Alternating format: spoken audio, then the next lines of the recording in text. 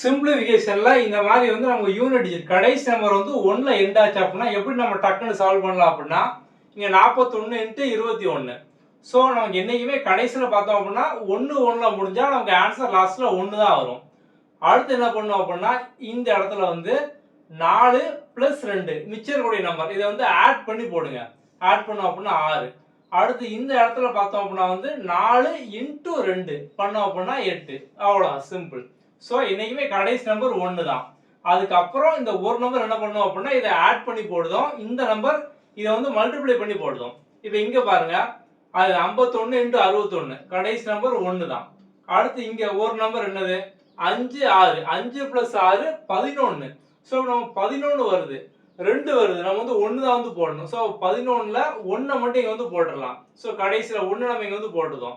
இப்போ வந்து மிச்சம் பார்த்தோம் அப்படின்னா வந்து என்ன இருக்கும், 1 இருக்குமா, அதை வந்து வச்சுக்கோங்க. இப்போ 5 இன்ட்டு 6 அப்படிங்கிறது 30. ஸோ 30ஓட அந்த 1 வந்து ஆட் பண்ணுங்க, அப்போ 31. அவ்வளோதான், சிம்பிள். ஸோ இந்த கொஸ்டின் நீங்க வந்து சால்வ் பண்ணுங்க.